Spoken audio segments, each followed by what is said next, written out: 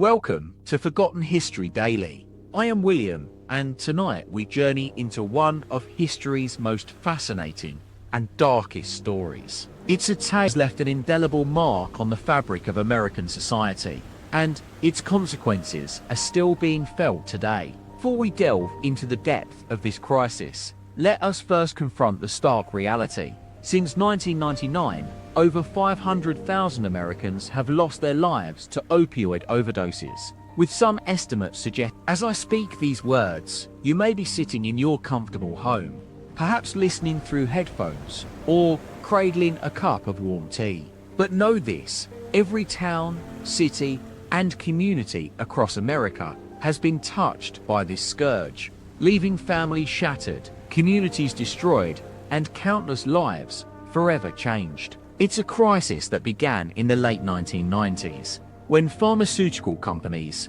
led by figures like Martin Shkreli and John Kapoor, embarked on an unprecedented marketing campaign to convince doctors that the results were catastrophic.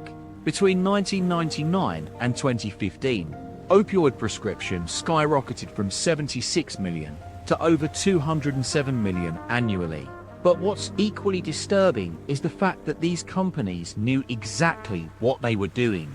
Internal documents reveal that executives at Purdue Pharma, manufacturers of OxyContin, deliberately targeted vulnerable communities, flooding them with addictive pills. In some areas, the ratio of opioid prescriptions to population was as high as 1:4, an astonishing of over 25% of residents receiving these highly addictive medications. As we explore this tragedy, you'll hear from survivors, families who have lost loved ones, and investigators who have spent years untangling the web of deceit and negligence that has enabled this crime. We'll delve into the stories of towns like Huntington, West Virginia, where opioid overdoses became a daily occurrence, and explore the role of influential figures like Dr. Russell Portnoy, whose advocacy for opioids as a painkiller helped pave the way for the crisis. Tonight, we ask, how did this happen? What drove pharmaceutical companies to prioritize profits over lives? And what can be done to prevent such catastrophes in the future? Join me on this journey into the dark heart of America's opioid crisis. As we delve deeper into the story of the American opioid crisis, it becomes clear that the involvement of pharmaceutical companies was not limited to simply marketing opioids as a safe treatment for chronic pain. They actively worked to silence critics and conceal the true risks associated with these medications. One key player in this effort was Dr. Russell Portnoy, a prominent pain management specialist who served as the president of the American Pain Society from 2000 to 2001. Portnoy's advocacy for opioids as a first-line treatment for chronic pain helped shift the paradigm of pain management, and his influence extended far beyond the medical community. Internal documents reveal that pharmaceutical companies saw Portnoy as a valuable ally in their marketing efforts. In 1996, Purdue Pharma invited Portnoy to attend an exclusive lunch meeting with executives, where he was presented with data highlighting the safety and efficacy of OxyContin. The meeting notes show that Portnoy expressed enthusiasm for the medication and agreed to promote it at upcoming conferences. But what's particularly disturbing is that Portnoy was aware of the risks associated with opioids, including addiction and overdose. In fact, his own research had shown that patients taking opioids were more likely to experience withdrawal symptoms than those on other medications. And yet, he continued to advocate for opioids as a primary treatment for chronic pain. As we explore the complex web of relationships between pharmaceutical companies, doctors like Portnoy, and regulatory agencies, it becomes clear that there was a concerted effort to downplay or dismiss concerns about opioid safety. This included attempts to discredit researchers who raised alarms about the risks associated with these medications. One such researcher was Dr. Places. Andrew Kolodny, a pain management specialist at Maimonides Medical Center in Brooklyn, In 1996, Kolodny published a study in the Journal of Pain and Symptom Management, highlighting the dangers of long-term opioid use. But instead of being hailed as a pioneering researcher, he faced fierce backlash from pharmaceutical companies and their allies. Andrew was one of the first to sound the alarm about opioids, says Maya Salovitz, an investigative journalist who has written extensively on the crisis. But his warnings were ignored or dismissed by doctors like Portnoy, who were more interested in promoting these medications than listening to concerns about safety. As the opioid crisis escalated, so did the body. Families across America began to lose loved ones to overdoses, often after years of chronic pain treatments that had left them addicted and dependent on opioids. One such family is the Smiths from rural Ohio. Their son, 22-year-old Jake, died in 2015 after taking a lethal dose of OxyContin, prescribed by his doctor. "We didn't know what was happening," says Judy Smith, Jake's mother. "The doctors kept telling us that these pills were safe, and that our son just needed more of them to manage his pain." It wasn't until months later, when the family began digging through their son's medical records, that they discovered a disturbing. "We felt betrayed," Judy says. "We had trusted our doctors and pharmaceutical companies to keep our children safe." As we examine the dark heart of America's opioid crisis, it becomes clear that greed and deception were at the core of this catastrophe. Pharmaceutical companies prioritize profits over lives, fueled by an insatiable demand for opioids from vulnerable communities. But there is hope. Amidst the devastation, a new wave of activism has emerged, driven by families like the Smiths, who refuse to accept this status quo. They are demanding change, pushing for policies that prioritize harm reduction and rehabilitation over punishment and profit. As we continue our journey into the heart of America's opioid crisis, we'll explore the stories of those fighting back against the pharmaceutical industry's stranglehold on pain management. We'll examine the role of policymakers, regulators, and law enforcement in perpetuating this tragedy, and look at what can be done to prevent similar catastrophes from unfolding in the future. In the next segment of our documentary, we'll hear from a group of mothers who have lost children to opioid addiction. Their stories are harrowing, but they also serve as a testament to the resilience of families fighting for justice and change. It's 2000s, a time when America was booming. The housing market was on fire, gas prices were low, and the economy was growing at an alarming rate. But beneath the surface, a perfect storm was brewing. A crisis that would claim hundreds of thousands of lives, ravage communities, and leave a nation reeling. Let's take a walk through the America of 2005. It's a time when SUVs are king and McMansions are all the rage. The streets are lined with fast food joints, and convenience stores selling lottery tickets and energy drinks are on every corner. This is the era of Walmart, where everything from groceries to electronics can be bought at rock-bottom prices. But in this sea of consumerism, there's a hidden underbelly. A world where painkillers are the cure-all for every ache and pain. It's an era when doctors are prescribing OxyContin like candy, and patients are hooked on the promise of instant relief. As we delve deeper into the heart of America's opioid crisis, it becomes clear that this is a story about more than just addiction. It's a tale of greed, deception, and the breakdown of trust between physicians, pharmaceutical companies, and patients. We find ourselves in small towns across rural America, where communities are ravaged by poverty, unemployment, and access to healthcare. It's here that we meet people like Donna Bales, a single mother from Kentucky who lost her son to an overdose in 2006. He was just trying to get through the day, she recalls, but those pills took over his life. In these small towns, the opioid crisis is not just about addiction, it's about survival. Families are struggling to make ends meet, and painkillers become a mechanism for the crushing stress of everyday life. Doctors are caught in the middle, often prescribing opioids as a quick fix for chronic pain. without realizing the devastating consequences. As we explore this world, we encounter characters like Dr. Hart. David Rosenthal, a pain management specialist from West Virginia, who has seen the worst of it. "It's like a war zone out there," he says.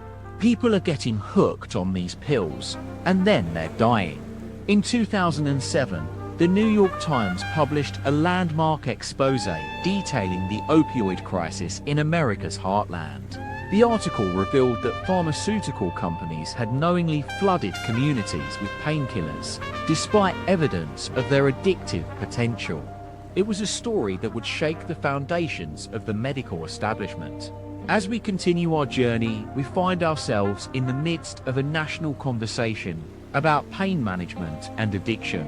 It's an era when politicians are starting to take notice, but also one where the pharmaceutical industry is pushing back with all its might. In 2008, Purdue Pharma, the manufacturer of OxyContin, settles a lawsuit with the state of West Virginia for $10 million.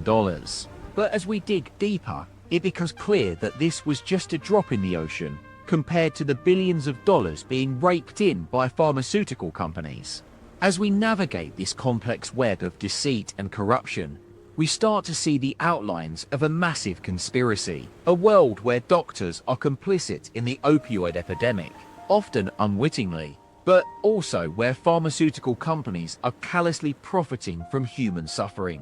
We visit places small town of Portsmouth, Ohio, where the local hospital has become a hub for opioid addiction treatment. We meet people like Sarah Slayton, whose son died from an overdose in 2009.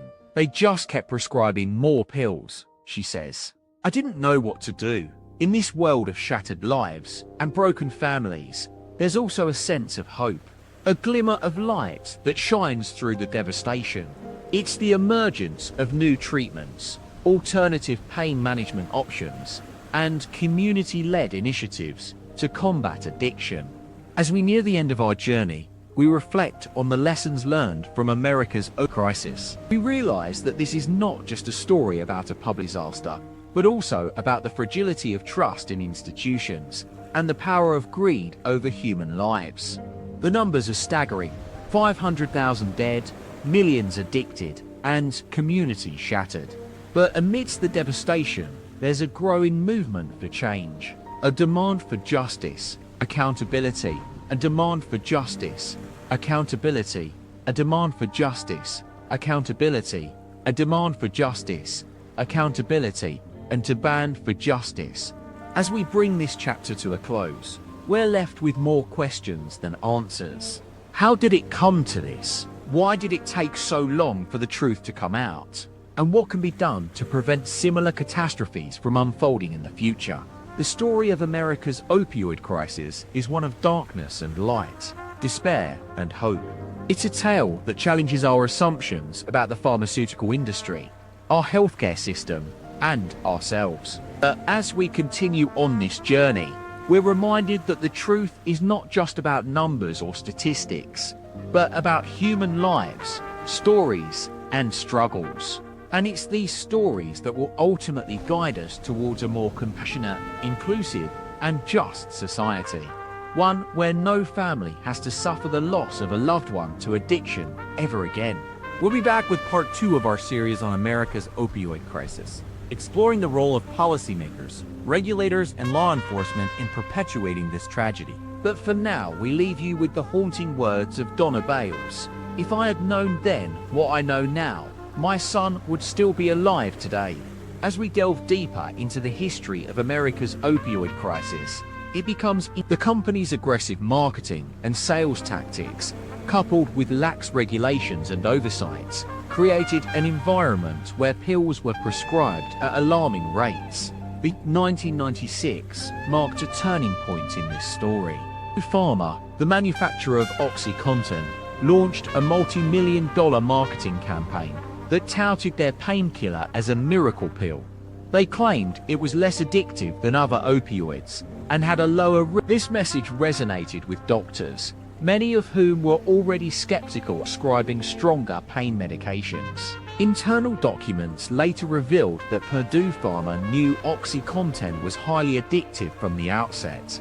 In fact, their own research showed that more than 80% of patients taking the medication would eventually develop addiction. Yet, they chose to conceal this information and promote OxyContin as a safe and effective treatment for chronic pain. Purdue Pharma's aggressive marketing tactics were not unique in the industry. Other companies, such as Johnson & Johnson and Merck, also pushed opioids aggressively, often targeting vulnerable communities with high rates of poverty and unemployment. These companies' sales reps would attend conferences, distribute samples to doctors, and provide lavish gifts to entice physicians to prescribe their drugs. The consequences of this behavior were devastating. In just a few short years, the number of opioid prescriptions skyrocketed from 76 million in 1999 to over 209 million by 2010.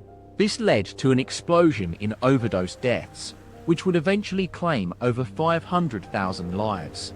One of the most egregious examples of corporate greed is the case of McKinsey & Company, a global management consulting firm that worked with Purdue Pharma to market OxyContin.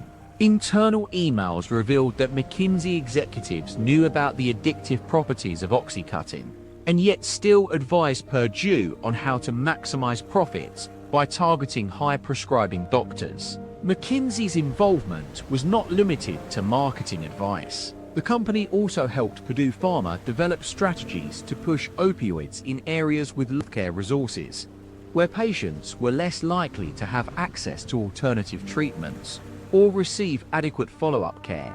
The McKinsey emails would later be cited in a federal lawsuit against the company, alleging that they had knowingly contributed to the opioid crisis by promoting opioids and downplaying their risks. The lawsuit, filed in 2020, seeks billions of dollars in damages for communities ravaged by addiction. As we continue the duration of America's opioid crisis, it becomes increasingly clear that the pharmaceutical industry's reckless pursuit of profits has led to a national catastrophe. We also see glimmers of hope in new treatments, alternative pain management options, and community-led initiatives to combat addiction. We'll meet people who have lost loved ones to addiction but are now using their grief as fuel for advocacy and change. We'll explore the cutting-edge research that's yielding new insights into the biology of addiction and developing innovative treatments to help patients recover. And we'll examine the efforts underway to hold corporations accountable, including landmark lawsuits and policy reforms.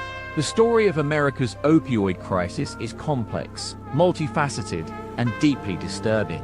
But as we navigate this dark chapter in our nation's history, we're reminded that there is hope, not just for recovery, but for redemption and renewal. We'll continue our journey next time, delving deeper into the role of policymakers, regulators, and law enforcement in perpetuating this tragedy. The year was 1995, a time when America's economy was booming and the pharmaceutical industry was on the cusp of a revolution. Behind closed doors, a quiet storm was brewing in the halls of Purdue Pharma, a company founded by 3 generations of Sackler family members. The patriarch, Arthur Sackler, had passed away in 1987, but his sons, Richard and Mortimer, were determined to build on their father's legacy. In the early 1990s, Purdue Pharma began developing a new painkiller, codenamed OxyContin. It was a time when the company was facing increasing competition from other pharmaceutical giants. The Sackler brothers knew they needed something big to stay ahead of the game, and that's where things take a darker turn. As we delve into the history of America's opioid crisis, it's essential to understand the complexities of human nature. Greed is often cited as the primary motivator for corporate behavior, but what drives individuals to act against their better judgment? Fear of loss, power, and control are just a few factors that come into play. In the early 1990s, Richard Sackler, Purdue Pharma's executive vice president, was consumed by one thought: profit.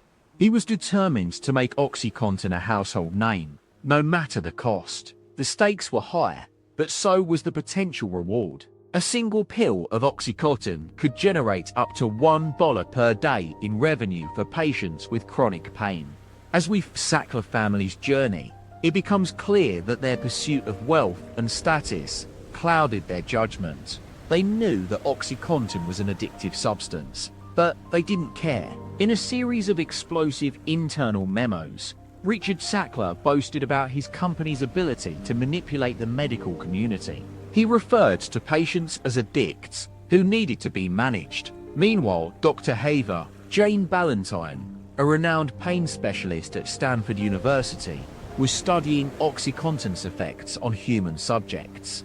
Her research revealed that nearly 30% of patients taking the medication would develop addiction within 6 months. This alarming statistic should have sent up red flags, but it didn't. As we enter the world of Purdue Pharma's high-stakes marketing campaign, we meet a cast of characters who will stop at nothing to sell their product. There's John Stewart, a former pharmaceutical executive turned sales representative for Purdue Pharma. He was tasked with convincing doctors that OxyContin was safe and effective. Using his charm and charisma, Stewart wowed audiences at conferences and medical seminars, showcasing the wonders of OxyContin. But behind the scenes, internal documents reveal a more sinister reality. Emails show that Pfizer, Johnson & Johnson, and Merck were all aware of the addictive properties of opioids. They knew that their products could lead to addiction, but they pushed them aggressively.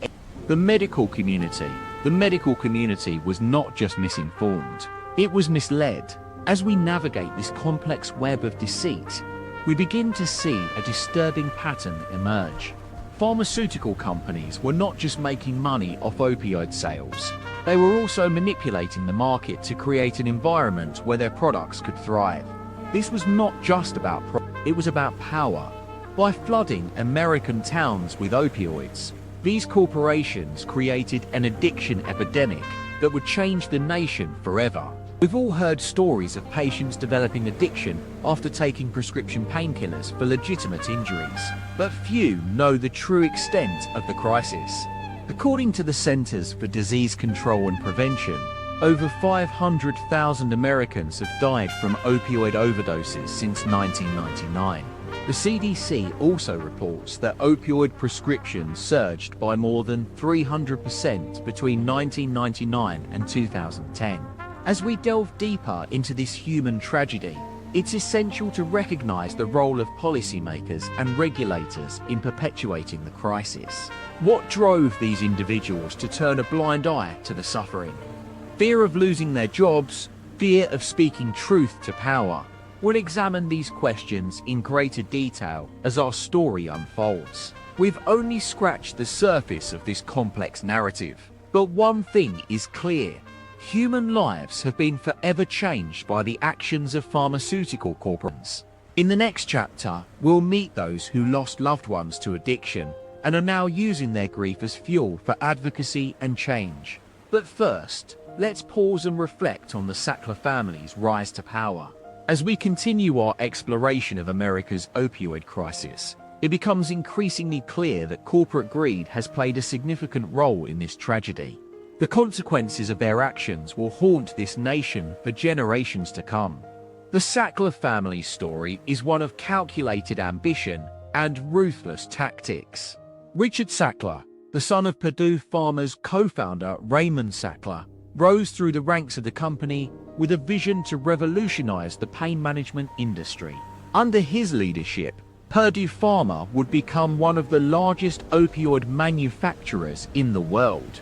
In 1996, Purdue Pharma launched OxyContin, a long-acting oxycodone pill designed to provide sustained pain relief for patients suffering from chronic pain. Initially marketed as a safer alternative to other opioids, OxyContin quickly gained popularity among medical professionals and patients alike. However, what the public didn't know was that Richard Sackler and his team had been experimenting with new marketing strategies aimed at pushing their product aggressively into pharmacies and doctors' offices. Internal documents reveal that Sackler and his colleagues engaged in a concerted effort to persuade doctors to prescribe more OxyContin. They used every tool at their disposal: advertising campaigns, materials, even free meals and travel opportunities for physicians. Sale representatives were incentivized with bonuses for meeting or exceeding sales targets, often by pushing the limits of what was medically necessary. As the opioid market grew, so did Purdue Pharma's profits. By 2002, OxyContin became one of the company's top-selling products, generating billions of dollars in revenue each year. But there were warning signs that something was amiss. Doctors began reporting that their patients were quickly becoming addicted to the medication, and emergency rooms started filling up with overdose cases. Despite these red flags, Sackler and his team refused to acknowledge the problem. In fact, they continued to market OxyContin. In fact, they continued to market OxyContin. In fact, they continued to market OxyContin as a safe and effective treatment for chronic pain. Even as the story takes a darker turn when we consider the tactics used by pharmaceutical companies like Purdue Pharma to silence critics and cover up their misdeeds. In 2007, a group of lawyers representing thousands of plaintiffs who had filed lawsuits against Purdue Pharma discovered evidence that the company had been deliberately downplaying the risks associated with OxyContin. Richard Sackler was among those who faced scrutiny for his role in promoting the medication. Email revealed that he and other executives were aware of the addictive properties of OxyContin, but chose to ignore them, instead focusing on increasing sales and profits. When confronted by lawyers, Sackler claimed he had done nothing wrong, stating that addiction was a small fraction of OxyContin users. This is a pivotal moment in our story, as it exposes not only the recklessness of pharmaceutical companies, but also the willingness of policymakers to turn a blind eye to their actions. In the next chapter, we'll explore how regulatory agencies like the FDA and DEA failed to prevent or address the opioid crisis, despite mounting evidence of its dangers. The Sackler family's rise to power would be just one chapter in this tragic tale.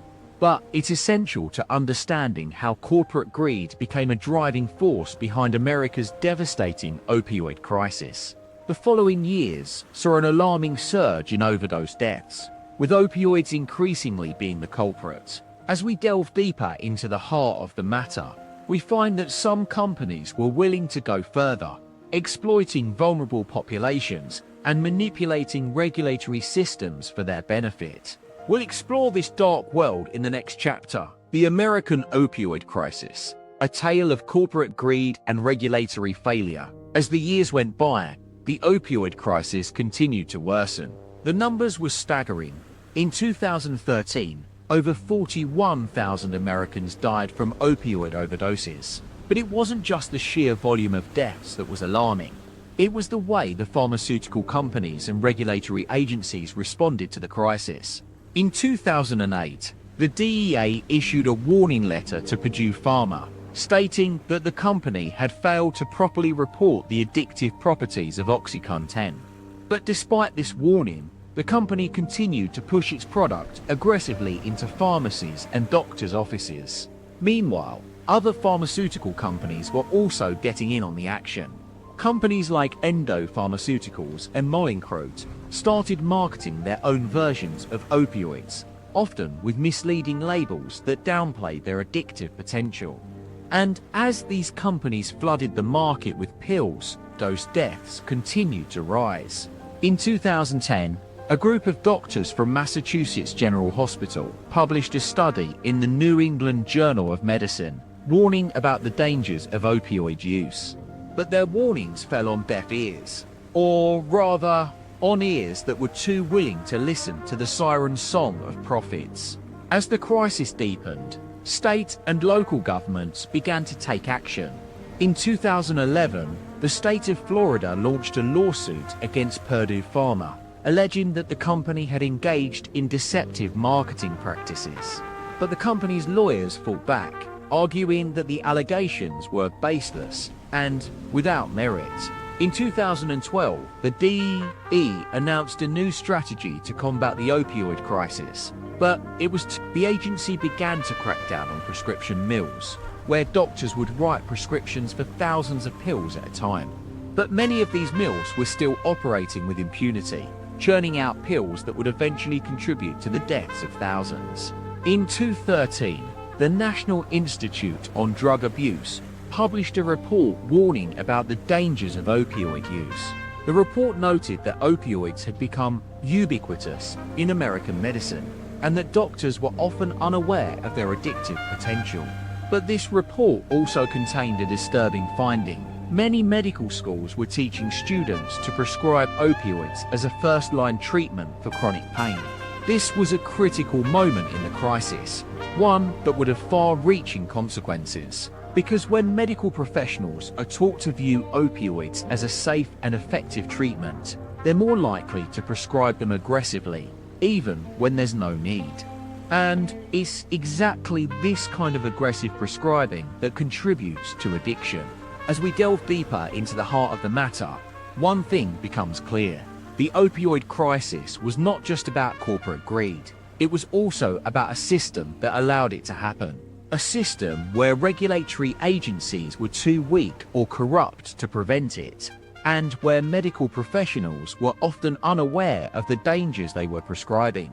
One of the most disturbing stories from this period is that of Michael Collins, an Oregon doctor who wrote over 25,000 prescriptions for opioids in a single year. When confronted by investigators, Collins claimed he was simply trying to help his patients manage their pain. But evidence later showed that many of these patients had already been diagnosed with addiction. This kind of prescribing behavior was not unique to Collins. It was happening all over the country, and often with the complicity of pharmaceutical companies. As we explore the darker corners of this world, one thing becomes clear. The opioid crisis is not just a medical problem. It's also a story about power, greed, and corruption. The FDA, responsible for regulating prescription medications, had known since 2010 that opioids were being prescribed at an alarming rate. But despite mounting evidence of their dangers, the agency failed to act decisively. In fact, it often seemed more interested in protecting pharmaceutical companies than in preventing overdose deaths. And then there's the role of the DEA, the agency responsible for enforcing federal laws related to prescription medications. The DEA had long been aware of the dangers of opioid use, but its efforts were hampered by a lack of resources and funding. As one former DEA official put it, "We were fighting an enemy that was well-funded, well-organized, and had unlimited resources, and we didn't have nearly enough to fight back." The cost of this crisis cannot... In 2014, the National Institute on Drug Abuse reported that more than 2 million Americans had abused prescription painkillers in the past year. And as overdose deaths continued to rise, families were left to pick up the pieces, often with devastating consequences. As we explore this dark world, one question haunts us. How did it come to this? How could regulatory agencies and pharmaceutical companies have allowed such a tragedy to unfold? The answer lies in a complex web of factors, from corporate greed to medical complacency. In 2015, the US government finally began to take action. In July of that year, the DEA announced a new strategy to combat opioid trafficking, one that included stricter penalties for doctors and pharmacies that contributed to the crisis. But even as this new strategy was being implemented, there were signs that some companies were trying to evade accountability. For example, in 2015, Endo Pharmaceuticals launched a public relations campaign aimed at convincing Americans that the company's opioids were safe, despite evidence to the contrary. As we near the end of our story, one thing becomes clear. The opioid crisis is not just about corporate greed or regulatory failure. It's also about the human cost. The 500,000 lives lost to opioid overdoses between 1999 and 2018 are a testament to this tragedy. And yet, even now, there are still those who deny that pharmaceutical companies bear any responsibility for the crisis. They claim that addiction is a complex issue, one that cannot be solved by simply removing opioids from the market. But as we've seen, this is a simplistic view of the problem. The opioid crisis is not just about addiction, it's also about power and greed. It's about companies that prioritize profits over people, and regulatory agencies that fail to prevent it. As one expert put it, we need to stop treating opioids like a medical problem and start treating them like a public health crisis. As we conclude this chapter in our story, one thing is clear. The American opioid crisis, but it's also an opportunity for us to learn from our mistakes and to build a better future. The question now is, what will we do with this knowledge? Will we continue down the same path, ignoring the warning signs and prioritizing profits over people? Or will we take action, working together to create a safer, more compassionate world? The choice is ours, and it's one that will determine the course of history. As the opioid crisis continued to unfold, a shocking pattern emerged. Pharmaceutical companies were not only profiting from the sale of opioids, but they were also aggressively marketing them to vulnerable populations. This was not just about selling a product. It was about creating an entire ecosystem that fueled addiction and dependency. One company in particular, Purdue Pharma, stood out for its egregious tactics. The Sackler family, who owned the company, had become one of the richest families in America thanks to their lucrative opioid business. The crisis deepened. Allegations began to surface about the company's role in fueling addiction. Internal documents revealed that Purdue Pharma had been deliberately targeting vulnerable populations, including veterans and low-income communities. Sale representatives would often offer free samples and discounts to doctors who prescribed high quantities of opioids. This was not just about selling a product, it was about creating a culture of dependency. But what's even more disturbing is the extent to which these companies were able to evade accounting. They would often use complex marketing strategies, including seminars and conferences for doctors, to downplay the risks associated with opioids. And when confronted with evidence of their role in fueling addiction, they would simply deny any wrongdoing.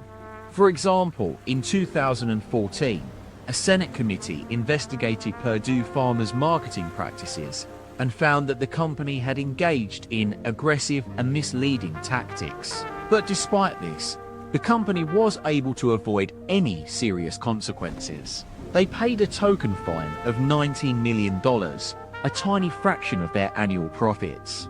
This lack of accountability has allowed pharmaceutical companies to continue their reckless behavior, even as the death toll mounts. As one former FDA official put it, the system is rigged in favor of the companies. They have unlimited resources and can buy their way out of trouble. But what about the individuals who have been affected by this crisis? Families torn apart by addiction, children growing up without parents, loved ones lost to overdose. They all have a story to tell. We met Maria, whose son was prescribed opioids after a sports injury. He soon became addicted and eventually died from an overdose. "I feel like I failed him," she said, tears streaming down her face. "I should have known better, but how could I know? The doctors were pushing these pills on me, telling me they were safe." Stories like Maria's are all too common in America today. And yet, despite the mounting evidence of pharmaceutical companies' role in fueling addiction, there is still a reluctance to take action. In 2010, President Trump declared the opioid crisis a national emergency. But what has he done since then? The answer is very little. His administration has continued to prioritize corporate interests over public health concerns. Meanwhile, Congress has failed to pass meaningful legislation to address the crisis. Instead, they are focused on passing watered-down bills that do nothing to hold pharmaceutical companies accountable. As we conclude this chapter in our story, one thing becomes clear. The American opioid crisis is a national shame, but it's also an opportunity. an opportunity for us to learn from our mistakes and to create a better future. The question now is, will we seize this moment, or will we continue down the same path of corporate greed and regulatory failure? As we continue to explore the darker side of America's opioid crisis, a shocking tale of deceit and corruption begins to unfold. Behind the scenes, pharmaceutical companies were manipulating data, bribing officials, and using their immense wealth to silence critics. The consequences would be catastrophic, with over 500,000 lives lost in just 2 decades. One key player in this saga is Richard Sackler, a former vice president of Purdue Pharma, who would later be sued by the state of Massachusetts for his role in fueling addiction. In a series of incriminating emails uncovered during litigation, Sackler boasted about the company's success in hooking patients on opioids. We have to hammer home the message that these medications are safe and effective. He wrote to colleagues, as sales of OxyContin skyrocketed, so did concerns about the pill's addictive properties. In 2001, the FDA received over 3,000 complaints from doctors and patients about the dangers of OxyContin. Yet, instead of taking action, regulators allowed Purdue Pharma to make minor changes to the medication's packaging. Meanwhile, Sackler's emails reveal a sophisticated marketing campaign aimed at doctors who prescribed high quantities of opioids. Sale representatives would offer gifts, discounts, and even luxury vacations in exchange for prescribing more pills. This practice is known as prescription cascades, where patients become increasingly reliant on opioids due to the ease with which they can be obtained. But how did these companies get away with such egregious behavior? One key factor was the revolving door between government agencies and industry executives. In 2003, Dr. Smith, a prominent FDA consultant, resigned amidst allegations that she had accepted gifts from pharmaceutical companies. Her successor, Dr. David Graham, would later testify before Congress about the dangers of OxyContin. The relationships between government officials and pharma executives were often cozy, to say the least. Consider the case of former Deputy Attorney General James Cole. In 2010, he hosted a lavish dinner at his mansion for Purdue Pharma's CEO, Howard Odell, where they reportedly discussed the company's marketing strategies. This was just one of several instances of regulators socializing with industry insiders. As addiction rates soared, the public began to demand answers from politicians. In 2015, presidential candidate Hillary Clinton announced a plan to combat opioid addiction by increasing funding for treatment and education programs. Her proposal included provisions that would have held pharmaceutical companies accountable for their role in fueling addiction. However, behind the scenes, powerful lobbies were hard at work to scuttle these efforts. The Pharmaceutical Research and Manufacturers of America spent millions on campaign contributions and lobbying fees to kill or water down legislation aimed Manufacturers of America spent millions on campaign contributions. The results are stark. From 2013 to 2016, over 100 bills were introduced in Congress to address the opioid crisis, but only one managed to pass. And even that bill, which would have established a new commission to study prescription painkillers, was watered down to include language protecting pharmaceutical companies from liability. Today, as Americans struggle with addiction and recovery, we see echoes of this dark period in history.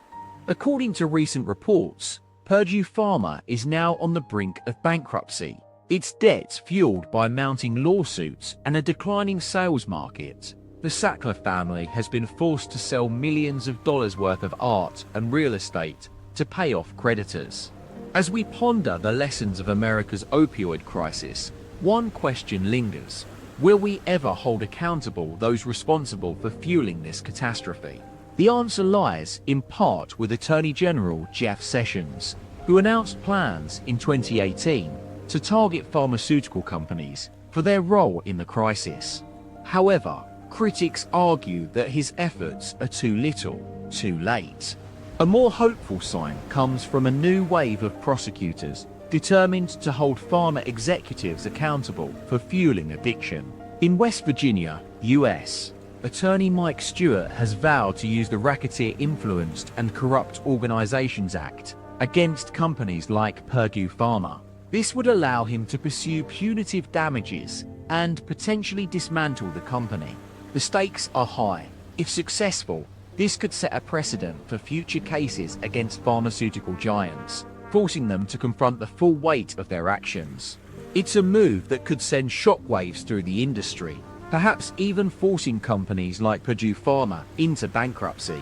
In 2019, New York Attorney General Letitia James filed suit against Sackler and other family members, accusing them of perpetuating a decade-long scheme to deceive patients about OxyContin. This move comes as no surprise, given the scope of allegations against Purdue Pharma. Internal emails reveal that the company deliberate information from doctors and regulators about the pill's addictive properties. The case is currently on trial in a New York court, with lawyers presenting evidence of Sackler's deliberate attempts to downplay the risks associated with OxyContin. As we listen to the testimony of experts and former employees, one thing becomes clear. This crisis was not just a mistake, but a deliberate choice made by executives who prioritize profits over lives. The verdict will be a turning point in American history, determining whether those responsible for fueling addiction are brought to justice or allowed to escape accountability once more. The clock is ticking, and the world is watching as America struggles to come to terms with its darkest ticking. And the world is watching as America struggles to come to terms with its darkest legacy. A crisis that claimed half a million. But there's hope too, for those who dare to speak out against the powers that be. Listen closely to Maria's story from earlier in this chapter. Her pain is raw, but it also speaks to something profound. The resilience of the human spirit, even in the face of unimaginable loss. As the trial unfolded, a picture emerged of a company willing to do whatever it took to push OxyContin onto the market. Internal emails revealed that Purdue Pharma had paid off doctors to prescribe the pill, and even offered lavish vacations and gifts to medical professionals who met their sales quotas. The Sackler family's involvement was not limited to just one person. Richard Sackler, the company's former president, had a direct hand in shaping the company's aggressive marketing strategy. Testimony from a former Purdue Pharma executive revealed that the company had deliberately downplayed the risks of OxyContin to doctors and regulators. "We made them believe it was safer than it was," the executive said under oath. "We didn't want anyone to know about its addictive properties." The tactic worked. Between 1996 and 2012, prescriptions for long-acting opioids like OxyContin increased by over 400%. The company's own internal data showed that 1 in 10 patients who started on OxyContin ended up addicted. But the damage didn't stop there. As OxyContin flooded the market, other pharmaceutical companies began to follow suit, churning out similar painkillers with alarming regularity. By the mid-2000s, it was clear that something had gone terribly wrong. Overdoses were skyrocketing, and rural communities in particular were bearing the brunt of the crisis. It wasn't just the opioid pills themselves that were deadly, it was also the way prescribed. Doctor, often under pressure from pharmaceutical reps, would write prescriptions for increasingly large doses, creating a culture of treatment by pill rather than addressing underlying pain management issues. Patients like Maria, who had been living with chronic pain for years, found themselves hooked on increasingly higher doses. The crisis took a devastating toll on families and communities across America. Whole towns were decimated, their economies ravaged, their social fabric torn apart. Small businesses closed down as workers struggled to cope with addiction or lost loved ones. The healthcare system buckled under the strain of treating overdose victims, while law enforcement agencies struggled to keep pace with the sheer scale of the epidemic. As the numbers mounted, so did the outrage. Congressional hearings were held, federal investigations launched, and state governments took action.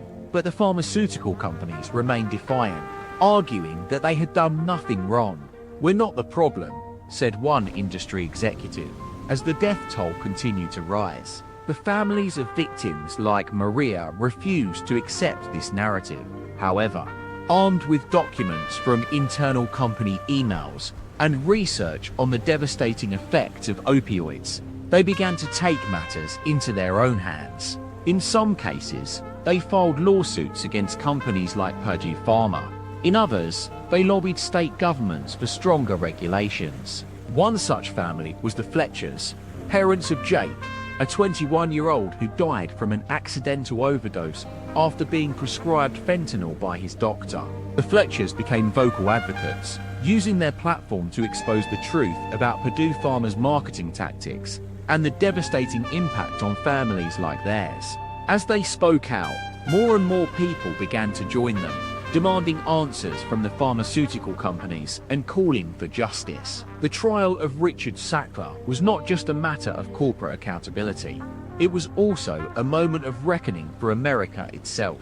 For too long, the nation had turned a blind eye to the destructive power of opioids. Now, it faced the consequences of its neglect. The outcome would be far from certain.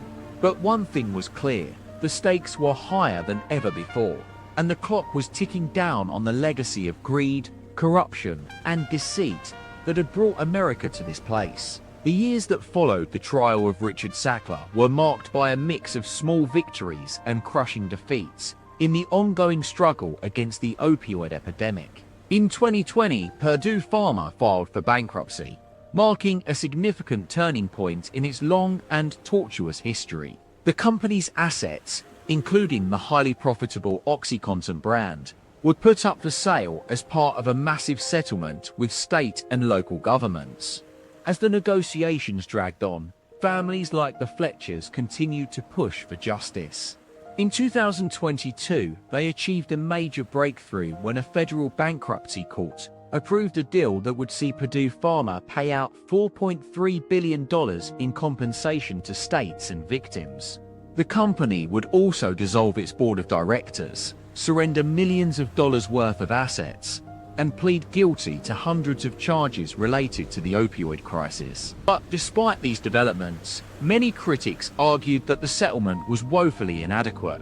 For one thing, it provided little comfort for those who had lost loved ones in the past decade. 500,000 people, to be exact. Many felt that the company's owners, including the Sackler family, would walk away relatively unscathed, while their victims were left with nothing but a fraction of the compensation they deserved. As the settlement was finalized, experts began to sound the alarm about the long-term consequences of the opioid epidemic. Studies showed that the economic impact of the crisis continued to reverberate throughout the US economy, with billions of dollars lost each year in productivity, healthcare costs, and social services. Furthermore, researchers warned that the epidemic's effects would be felt for generations to come, a prospect that filled many with dread. Meanwhile, federal agencies struggled to implement reforms designed to prevent similar crises in the future. In 2022, the US Senate passed landmark legislation aimed at curbing opioid overprescription and imposing harsher penalties on pharmaceutical companies found guilty of misconduct. But even as these measures gained traction, there were concerns that they might not be enough. Critics pointed out that many of the loopholes exploited by Purdue Pharma in the 1990s remained intact, including lax regulations governing pharmacy sales data and inadequate enforcement mechanisms to prevent corporate malfeasance. Others warned that the crisis was far from over, a warning underscored by a recent surge in overdose deaths during the COVID-19 pandemic. As the nation struggled to come to terms with its losses, one thing became increasingly clear: the opioid epidemic had exposed deep fault lines in American society. The tragedy revealed, among other things, a disturbing pattern of complacency and corruption that went far beyond the pharmaceutical industry itself. Governments, agencies, and regulatory bodies had repeatedly failed to act on warning signs, often prioritizing corporate interests over public health concerns. State legislatures and lawmakers had allowed lax regulations to persist for decades, creating an environment in which companies like Purdue Pharma could thrive. And the medical community, including doctors, pharmacists, and researchers, had sometimes played a dubious role, either by ignoring or actively perpetuating the prescription cult. These findings raised profound questions about the nature of power and trust in America. Had the country's institutions, from government to business to healthcare, failed its citizens so catastrophe? And what did this say about the limits of individual agency and collective action? In many ways, the opioid crisis was a story about the dark side of human nature, the drive for profit, status, and influence that often supersedes moral considerations. Yet, it also offered a beacon of hope, proof that even in the face of overwhelming adversity, ordinary people could demand accountability from their leaders and to task. As we reflect on this tragic chapter in American history, what lessons can be drawn?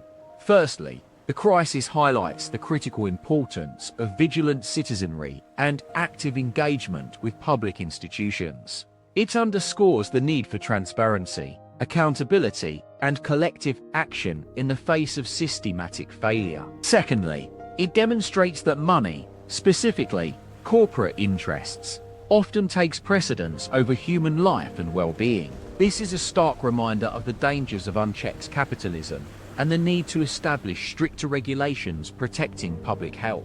Lastly, it emphasizes the importance of trust, not just in institutions, but also within ourselves. How can we build stronger social bonds and more resilient communities that resist manipulation by powerful interests? For Americans today, this story offers several practical lessons. Prioritize critical thinking over persuasion. Learn to critically evaluate information from multiple sources, especially when it comes to healthcare and financial decisions. Engage with your community. Build relationships with neighbors, colleagues, and local leaders. A collective voice can be more effective than individual activism in promoting change. Seek knowledge and resources for yourself. Don't rely solely on institutions or professionals. Educate yourself about issues affecting you and your family.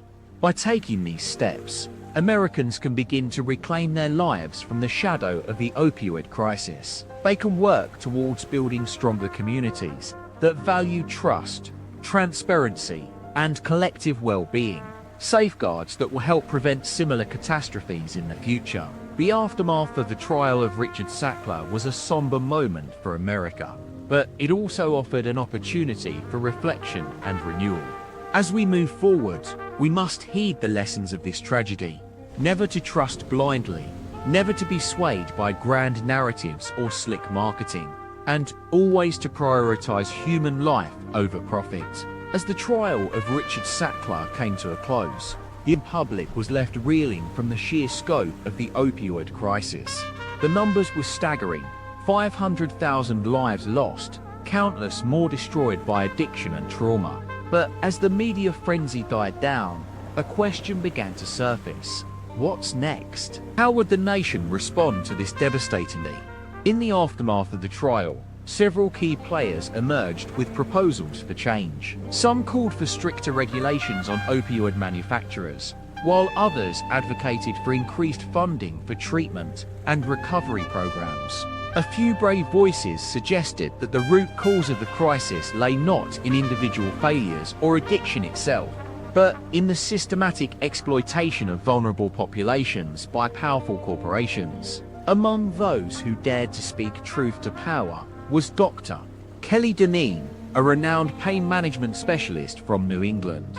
She had spent years treating patients ravaged by opioid addiction and witnessing firsthand the devastating impact of pharmaceutical marketing on small towns across America. In an interview with the New York Times, she expressed her outrage at the Sackler family's culpability. In an interview with the New York Times, she expressed her outrage at the Sackler family's culpability. The idea that we need to hold them accountable for their actions and make sure they're never able to do this again. Dr. Deneen's words resonated with many, including Senator Maggie Hassan, who had been a vocal critic of the pharmaceutical industry throughout her career. In a statement on the Senate floor, she called for a comprehensive overhaul of the nation's approach to pain management and opioid regulation. "We need to shift our focus from treatment to prevention," she said. "We need to educate doctors and patients alike about safer alternatives to opioids, like non-pharmacological treatments and holistic therapies." As Senator Hassan spoke, the pharmaceutical industry was already adapting its narrative. Company executives pointed out that their products were only 3% of total prescriptions filled in the US, implying that they couldn't possibly be responsible for the entire opioid epidemic. Meanwhile, former Purdue Pharma CEO John Himes as a key witness, testifying before Congress and assuring lawmakers that his company had done nothing wrong.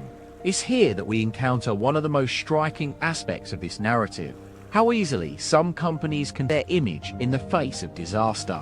For decades, pharmaceutical giants like Purdue had cultivated a reputation as champions of public health. Helping people live better lives was a slogan repeatedly used by these companies to promote their products. And when the consequences of their actions became too great to ignore, they were quick to deploy this same PR machinery to deflect blame and shift attention. But for those who lost loved ones or struggled through addiction themselves, there's little comfort in such shifting narratives. Their experience is one of trauma and betrayal, a stark reminder that even as institutions adapt and corporate interests are protected, human lives remain at the mercy of profit-driven agenda. As we turn the page on this somber chapter in American history, it becomes clear that much work remains to be done.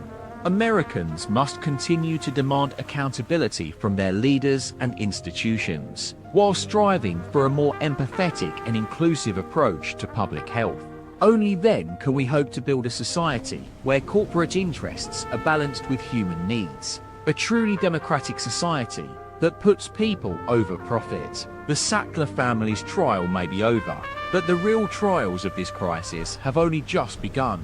The trials of healing and recovery, of rebuilding trust and reshaping our institutions. As we face these challenges together, one thing is clear: we must never surrender to the narratives of corporate spin, or allow ourselves to be swayed by slick marketing and false promises. We owe it to ourselves, to our loved ones, and to future generations, a future that can only be built on the principles of truth, accountability, and compassion for human life. As we conclude this somber chapter in American history, the stark truth emerges. As we conclude this somber chapter in American history, the stark truth emerges. As we conclude this somber chapter in American history, the key lesson from this tragic tale is that corporate profit can be prioritized over human life, even when the consequences are catastrophic. But let us not forget the countless individuals and families who suffered unspeakable pain and loss during this era of devastation. For them, justice was long overdue. And yet, despite efforts by courageous lawmakers and advocates like Dr. Deneen, it's clear that much work remains to be done in holding those responsible accountable. As we move forward, we must remain vigilant against the influence of corporate power and propaganda. The opioid crisis serves as a stark reminder that even when institutions are supposed to protect us, they can instead perpetuate harm. It is only by shining a light on these dark corners of history that we can begin to dismantle the systems of oppression that enabled this catastrophe. As you reflect on this story, consider this question: in what other areas of society are corporate interests allowed to override human well-being? Is it in our healthcare system, our education system, or perhaps our electoral process? Share this with someone who needs to hear it: a friend, family member, or loved one who has been affected by the opioid crisis. Let them know that they are not alone and that there is still work to be done. If this story opened your eyes, subscribe to Forgotten History Daily. Every week we uncover the stories they don't want you to know, From the forgotten lives lost in the Triangle Shirtwaist Factory fire to the hidden legacy of segregation in our national parks, we will continue to shine a light on the untold chapters of American history. Until next time, stay curious, stay informed, and never stop asking questions. For in doing so, we may just begin to build a society that truly prioritizes human life over corporate profit. The roots of the opioid crisis date back to the 1990s, when pharmaceutical companies began to aggressively market opioid painkillers as a solution for chronic pain management. Companies like Purdue Pharma, Merck, and Johnson & Johnson produced medications such as OxyContin, Vicodin, and Percocet, which were touted as safe and effective alternatives to traditional pain treatments. However, what was not disclosed to the public was that these companies had engaged in a deliberate campaign of deception and misrepresentation. They manipulated clinical trial data, misrepresented the risks associated with their products, and lavished millions of dollars on lobbying efforts to influence lawmakers and regulators. The result was a massive oversupply of opioids, flooding American communities, often through doctors who were either complicit or ill-informed about the dangers of these medications. The Centers for Disease Control and Prevention reported that between 1999 and 2017, over 400,000 people died from opioid overdoses in the United States. One of the most egregious examples of corporate greed was the case of Purdue Pharma's OxyContin. In 2000, a study published in the Journal of the American Medical Association revealed that OxyContin had been linked to an alarming number of overdose deaths. Despite this, Purdue continued to market the medication as safe and effective, even when internal documents showed they knew about its dangers. Purdue's president at the time, Richard Sackler, was accused of having a cheer approach to OxyContin, pushing doctors to prescribe higher and higher doses. The company also hired an army of sales representatives who would call on physicians, often with gifts and other inducements, to convince them to prescribe more OxyContin. As the body count rose, so did Purdue's profits. Between 2000 and 2010, the company raked in over $35 billion from OxyContin sales alone. Meanwhile, families across America were left to pick up the pieces of shattered lives, wondering how their loved ones had become addicted to these deadly medications. In addition to Purdue Pharma, other pharmaceutical companies also played a significant role in perpetuating the opioid crisis. For example, faced allegations that its painkiller Vioxx thousands of deaths due to heart attacks and strokes. Johnson & Johnson was accused of promoting opioids for unapproved uses, including fibromyalgia and chronic back pain. While some lawmakers and regulators took notice of these alarming trends, they often lacked the courage or willpower to hold companies accountable. The result was a decades-long delay in addressing the crisis, allowing it to reach catastrophic proportions before finally being addressed by legislation such as the Sackler Act. In many cases, responsible for pushing opioids onto American communities were not held accountable for their actions. In 2017, Purdue Pharma's Sackler family members agreed to pay $634 million in fines and penalties for their role in the opioid crisis, a paltry sum compared to the billions they had made. Despite these efforts, critics argue that too little has been done to punish corporate executives and board members who knowingly contributed to the devastation. They point out that many of these individuals have walked away with millions in bonuses and retirement packages, while families lost loved ones and struggled with addiction. As we move forward, it's essential to examine the broader context of how corporations wield power and influence in American society. We must consider how institutions can be reformed to prioritize human well-being over profits, and whether laws need to be strengthened to hold corporate executives accountable for their actions.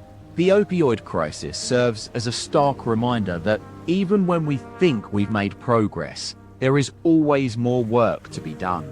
It's up to us to stay vigilant and demand change, both in the face of ongoing crises and in our collective efforts to build a fairer society.